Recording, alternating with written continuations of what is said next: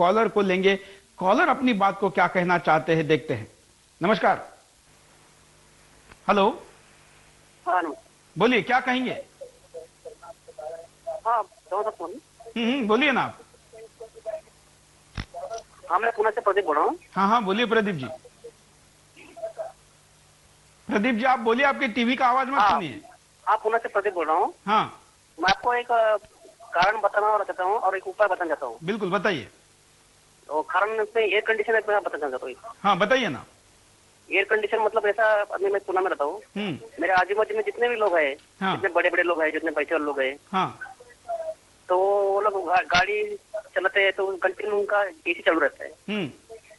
गाड़ी के नीचे उतरेंगे बाद में भी 1-1 घंटा तक काम रहेगा, तब तक वो एसी चालू रखते हैं। तब तक काम करते आएंगे, तब तक ये गाड़ी ठंडा ठंडा रहना चाहिए, इसलिए। बिल्कुल बिल्कुल सही कह रहे हैं। ये कारण है। उपाय क्या बताने वाले हैं आप? उपाय मतलब ये, जब सब घर में कुछ लोग रात में सोते समय कंटिन्यू लाइट चालू रख के सोते हैं, वो लाइट बंद करके भी सो सकते हैं। बिल्कुल, धन्यवाद। एक और कॉलर भी यहाँ पर और जुड़ने जा रहे हैं, उनकी प्रतिक्रिया भी लेते हैं, देखते हैं क्या कहना चाहते हैं। नमस्कार, बोलिए। हाँ, नमस्ते जी। बोलिए।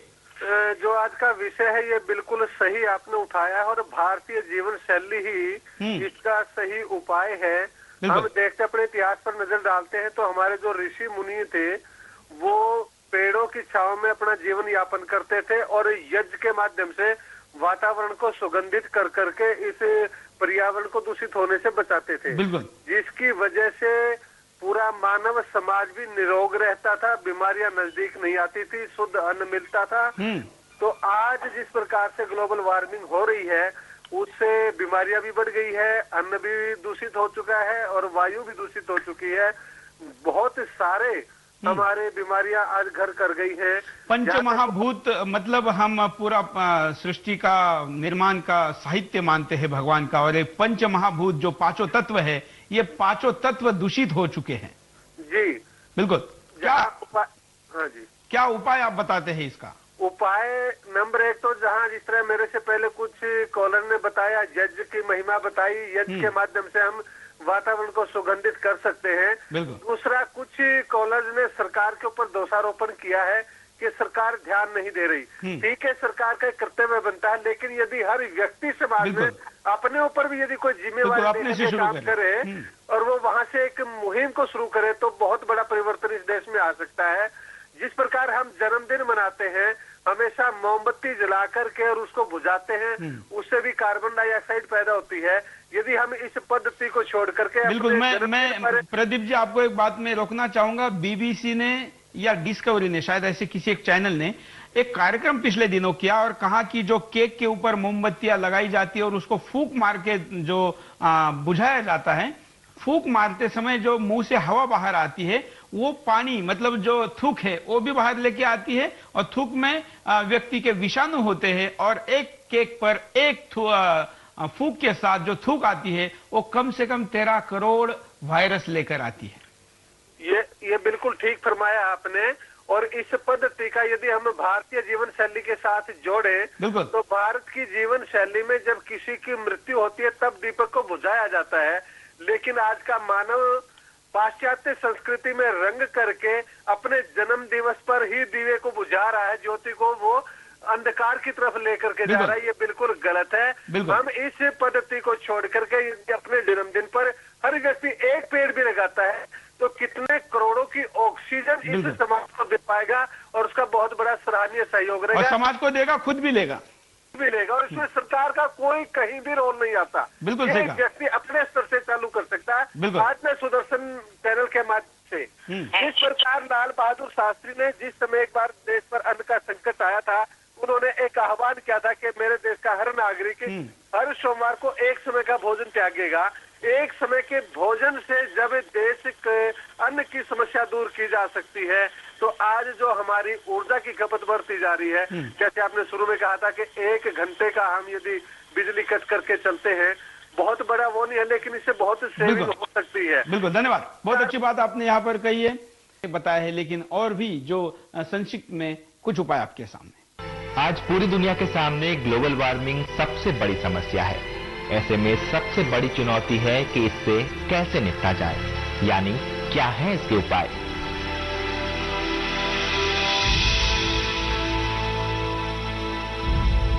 ग्लोबल वार्मिंग के बारे में जानकर तो आप जान ही गए होंगे कि धरती के तापमान में बेतहाशा बढ़ोतरी ही इस समस्या की मूल जड़ है।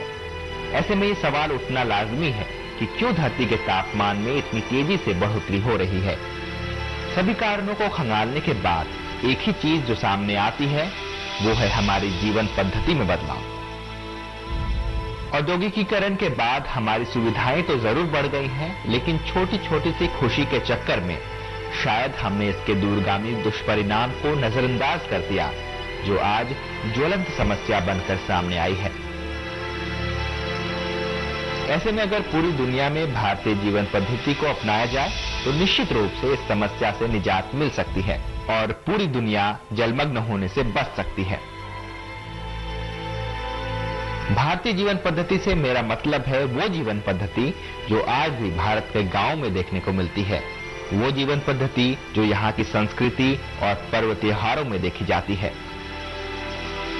जिनका प्रकृति के साथ सीधा संबंध होता है। आज भी गांव में कार्बन डाइऑक्साइड जैसी प्रदूषित हवा छोड़ने वाली गाड़ियों का इस्तेमाल करने की बजाय साइकिल और बैलगाड़ियों का इस्तेमाल किया जाता है। कभी नष्ट न होने वाले प्लास्टिक की चप्पल पर लकड़ी के खड़ाव को तरजीह दी जाती है। सच तो यह है कि परंपरा की आधुनिकता का भी सहज आकर्षण होता है। नई तकनीकों के प्रति आकर्षण और उन्हें अपनाने की ललक मानव के स्वाभाविक रूप से होती है। वहीं दूसरी ओर विकसित देशों में शेविंग क्रीम से भी निकलने वाली गैस पर्यावरण के लिए घातक होती है। ऐसे में पूरी दुनिया को आज जरूरत भारत की उसी संस्कृति को अपनाने की आ गई है जिसे आधुनिकीकरण और विकास की होड़ में हम कहीं न कहीं भूलते और पीछे छोड़ते जा रहे हैं। इसका सबसे पहला उपाय है रिन्यूएबल एनर्जी का प्रयोग। इसके तहत सौर ऊर्जा, पवन ऊर्जा आदि ऊर्जाओं को इस्तेमाल में लाना चाहिए। इस तरह के प्रयोग कहीं ना कहीं गर्मी को बहुत कम कर देते हैं। इसका दूसरा उपाय है ज्यादा से ज्यादा पेड़ लगाना। पेड़ पौधे इंसानी जीवन के लिए बहुत जरूरी हैं। अगर प्रकृति हरी भरी होगी तो मानव प्राकृतिक आपदाओं से सुरक्षित रहेगा। इसलिए अधिकाधिक पेड़ों को लगाया जाना चाहिए। बचाव का तीसरा मुख्य उपाय है लोगों को शिक्षित करना। दुनिया भर में ज्यादातर लोग पढ़े लिखे हैं, लेकिन प्रकृति के प्रति वह अशिक्षित हैं। लोग यह नहीं जानते कि वह छोटी छोटी गलतियों से पर्यावरण का नाश कर रहे हैं। इसलिए लोगों का जागरूक होना जरूरी है। वहीं चौथा कारण है कचरे को हटाने का सही प्रबंधन करना। विश्व भर में औद्योगिक कचरे, घरों से निकलने वाले कचरे से कहीं ना कहीं दिक्कतें पैदा होती हैं। अगर इसके सही प्रबंधन का उपाय किया जाए तो यह भी ग्लोबल वार्मिंग कम करने में सहायक होगा। अब सबसे आखिरी और मुख्य उपाय वह है जीवन पद्धति में बदलाव। अगर इंसान अपनी जीवन पद्धति में थोड़े बहुत परिवर्तन करे तो प्राकृतिक विनाश से बचा जा सकता है। हम दिन भर में अगर कुछ कदम प्रकृति के बचाव के लिए उठाएं तो हमारा अपना बचाव अपने आप हो जाएगा। इन सबको अगर हम समझ लें तो ग्लोबल वार्मिंग जैसे महाविनाश से बचा जा सकता है। कई कड़वे उपाय है, कई उपाय हो सकते हैं हम सब सहमत ना हो। बैलगाड़ी से आज दुनिया का पूरा व्यापार चलाना संभव जरूर नहीं है, लेकिन अनावश्यक तरीके से अपने सोसाइटी के अंदर या अपने मार्केट के अंदर ही जहां हम पैदल जा सकते हैं वहां चंद कदमों के लिए बड़ी सी गाड़ी निकालकर उसको डीजल और पेट्रोल के द्वारा दुनिया में धुआं फैलाने का उपाय तो रोका जा सकता है। ये गलती तो रोकी जा सकती है। अपने अपने स्वभाव से, अपने अपने आवश्यकता अनुसार ये पृथ्वी माँ को अपनी माँ कहते हुए अगर हम सोचेंगे तो शायद ये सारे उपाय हम खुद भी कर पाएंगे। एक हमारे कॉलर ने फैक्स पे एक कविता भेजी है, मैं आपके सामने इसको थोड़ी सी पढ़ना चाहूंगा। आजकल दुनिया वाले बड़े परेशान हैं, जिसके हम बात कर रहे हैं परेशानी की, यही इस कविता में कही। आजकल दुनिया वाले बड़े परेशान हैं, बढ़ रही है ग्लोबल वार्मिंग को देखकर हैरान हैं। यह तो अभी प्रकृति की सिर्फ चेतावनी है। जो भी हो रहा है, जापान जैसी बड़ी घटनाएं हम जिसको बहुत बड़ा मान रहे हैं, कभी उसको केवल चेतावनी मानते हैं कि यह तो अभी प्रकृति की सिर्फ चेतावनी है। बरती हमने लापरवाही तो दुनिया से इंसानियत की रवानगी है। अभी जापान पर टूटा है कहर इस मौत का, मुकाबला नहीं कर पाए हैं इस चोट का। संभल जाओ वरना बरसेगा कहर। संभल जाओ वरना बरसेगा कहर। हर तरफ होगा यह तबाही का मंजर है। अभी वक्त संभल जाने का, आगे मौका नहीं है अफसोस जताने का। बहुत अच्छी कविता हमारे कॉलर ने यहां पर भेजी है। आज हमने ये पूरा कार्यक्रम ग्लोबल वार्मिंग के प्रति उपायों के ऊपर और जो भारतीय जीवन पद्धति इसका उपाय हो सकती है उस पर समर्पित किया। साथ ही हम याद करेंगे कार्यक्रम के आखिर में उस तुलसी को जो हमारे आंगन में लगाई जाती है और दुनिया में जो एसी से निकलने वाले उष्मा और हवाई जहाज से निकलने वाले प्रदूषण के कारण ओजोन का स्तर आकाश में कम हुआ है, उसको बचाने के लिए हमारी तुलसी माता, तुलसी का छोटा सा पौधा सबसे बड़ा उपाय हो सकता है। अब विदेशी भी मानने लगे हैं। तो सोचिए हमारे उन पुरखों के बारे में जो शायद अंगूठा छाप आज के जमाने में कहे जा सकते हैं। कोई किताबी ज्ञान उन्होंने नहीं लिया था, लेकिन इस सृष्टि को बचाने के लिए जो चीजें उन्होंने हमको बताई और हमने उनको अनपढ़ कहते हुए उसको नकार दिया, भूल गए, वही चीजें आज दुनिया का सबसे बड़ा से बड़ा साइंटिस्ट हजारों करोड़ रुपए लगाने के बाद भी कहता है कि नहीं, कोई रास्ता नहीं है, वापस जाना पड़ेगा। शायद अगर आप इस मूल स्थान से ज्यादा दूर नहीं गए हैं तो आप भाग्यवान हैं, लेकिन अगर आप ज्यादा दूर जा चुके हैं तो आपको पीछे मुड़ना जरूरी है।